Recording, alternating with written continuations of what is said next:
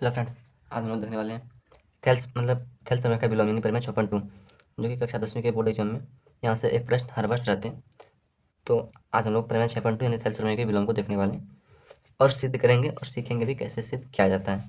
तो परिमेय 6.2 कहता है कि यदि एक रेखा किसी त्रिभुज की दो भुजाओं को एक ही अनुपात में विभाजित करे तो वह तीसरी भुजा के समांतर होती हैं। अर्थात ये एक त्रिभुज ले लिए और इसमें दिया गया है मतलब कि दो भुजाओं को एक ही अनुपात में विभाजित करे तो दो भुजाओं को एक ही अनुपात में विभाजित करता है और वो अनुपात हम लोग ले लेते हैं कि ऐसे AD बटे BD बराबर AE बटे EC। अभी हम बता रहे हैं कि ये कैसे लिए हैं। थेल्स थ्योरम में ऐसा सिद्ध करने को दिया जाता था और उसमें जो दिया रहता था वह समांतर दिया रहता था, लेकिन इसमें जस्ट उल्टा पूछा गया कि ये समांतर है, समांतर नहीं, ये सिद्ध करना है।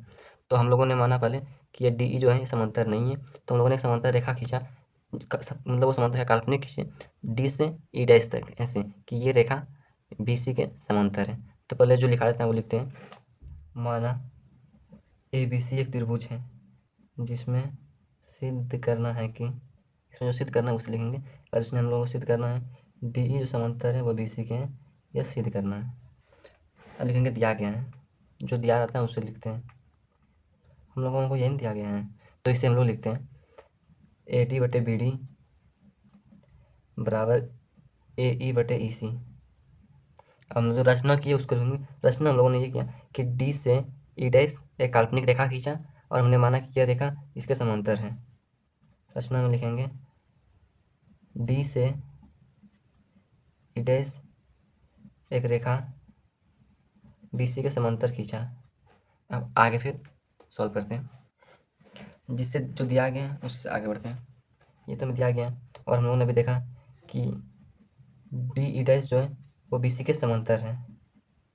अगर ये इसके समांतर है तो ऐसा लिख सकते हैं ना, AD बटे DB बराबर AE डैश बटे E डैश C, क्योंकि थेल्स थ्योरम में हम लोगों ने सीखा है कि अगर कोई रेखा, मतलब अगर ये रेखा इसके समांतर हो तो इतना बटे इतना और इतना बटे इतना हम लोग लिख सकते हैं। तो वही DE डैश BC के समांतर है, तो हम लोगों ने लिखा कि AD बटे BD और AE डैश बटे E डैश C।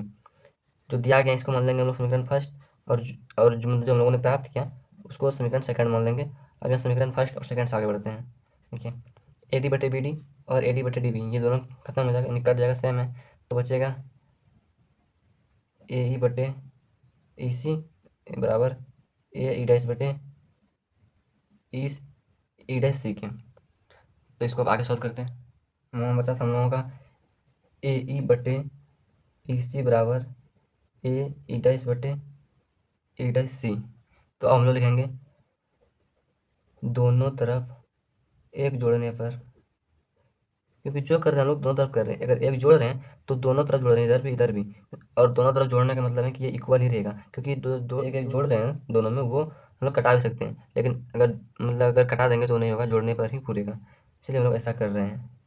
तो AE बटे EC प्लस 1 के वेरी इक्वल है AE dash upon E dash C plus 1।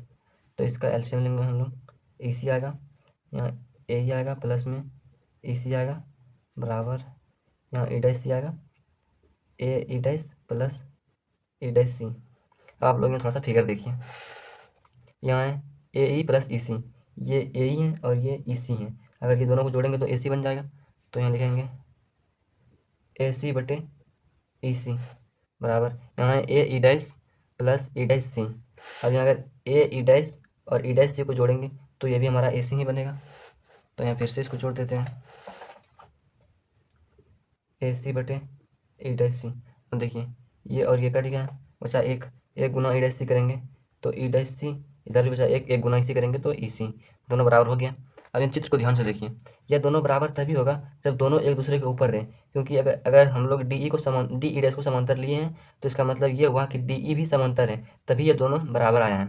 तो लिखेंगे यह तभी संभव है जब E डैश C EC के संपाती हो। संपाती का अर्थ ये होता है कि दोनों एक दूसरे के ऊपर हो, यानी अगर ये EC गया है तो E डैश C जो आएगा वो भी इसी के ऊपर जाएगा, इसे ही संपाती बोलते हैं। तो लिखेंगे तो सिद्ध हुआ कि DE समांतर BC।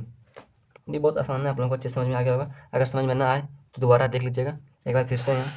रिविजन करवा देते हैं। देखिए हम लोग को दिया गया ए डी बटे बी डी बराबर ए बटे ई सी, और सिद्ध करना है कि डी ई जो है वह समांतर है बी सी के। इसे सिद्ध करना है। तो हम लोगों ने माना ए बी सी एक त्रिभुज है, ये ए बी सी हुआ, जिसमें सिद्ध करना है, जो सिद्ध करना है वो लिखे डी ई समांतर बी सी। इसमें दिया गया है उसको लिखें, ये दिया गया है तो इसको लिखें। फिर रचना की है। रचना मतलब कि ये समांतर सिद्ध करना था, तो हम लोगों ने समांतर मान लिया डी ई डैश। तो वही डी से ई डैश तक एक रेखा बी सी के समांतर खींचा, यानी कि जो डी ई डैश खींचा वो इसके समांतर खींचा, तो ये लिखा।